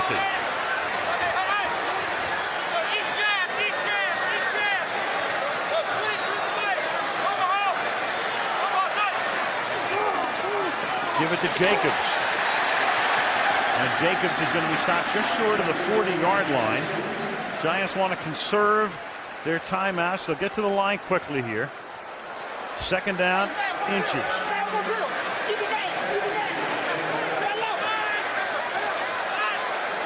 From the gun again. Manning going to the outside, and it's swatted away at the 32-yard line by Bryant McFadden. That stops the clock with 1:27 left. Well, Bryant McFadden is the veteran cornerback who is a starter. Again, inside off technique. Let's see if Manningham comes back to this football. Not too bad, just really good coverage by McFadden. Why wouldn't you go to the other side? If you've got one of your starting cornerbacks out and you've got a choice, I'm going over and picking on the other side a little bit. We got Manningham going against the rookie Toller. Top of the screen. Nix comes in behind Smith. They're going to toss it to Jacobs, and Jacobs is going to get the first down to the 39-yard line. And now the Giants are going to take a timeout, and that will leave them with 1 first down at the 39. Giants with a timeout, 80 seconds, and 39 yards to navigate. Brandon Jacobs in there to block. They love him as a protector.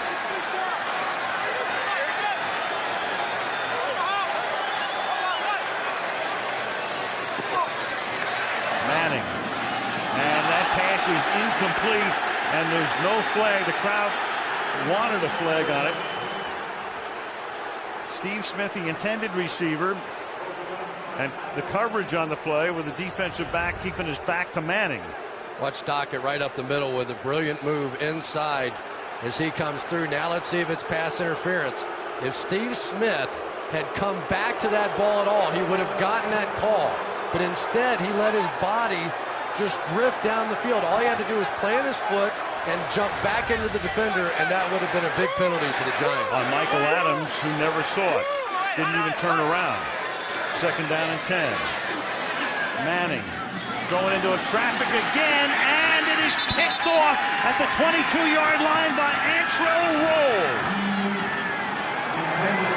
Antrell Roll with the interception with 68 seconds remaining in the game on a pass intended for Steve Smith. I have no idea what Eli Manning saw in this play. I really don't. Antrell Roll is going to be sitting right out here, going to run a corner right into Antrell Roll, almost pre-snap. This isn't a late move or anything. Pre-snap, you know you can't go there with the football. There's just nowhere to go with that one. Just a bad choice, bad decision by Eli, who's really been making great decisions all year. There's nowhere to go with that football. And it's the third pick of the night. The Giants can only stop the clock one time, and then the Cardinals can run it out. And they stop it right here before a second down and 11. So 3 interceptions tonight. And the Giants have turned the ball over 4 times tonight. Cardinals twice. And you know what? It's one of the biggest victories, as you look at the defense, in the history of the Arizona Cardinals. And what does that tell you? It tells you a couple of things. Number one, the futility of the team over the years. I mean, you come in October and you win a game in Giants Stadium, and you're saying it's one of the biggest victories in the history of the franchise? Well, it is. It is. And I'll say this, though.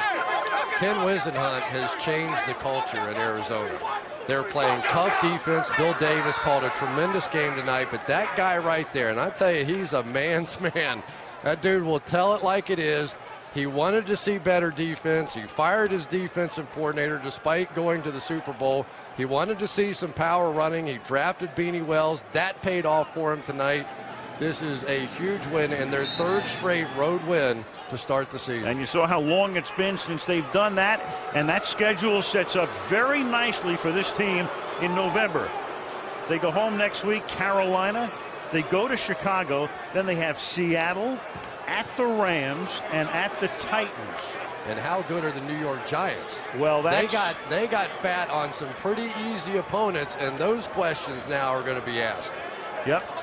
And the Giants have Philadelphia on the road next week. So how things have changed.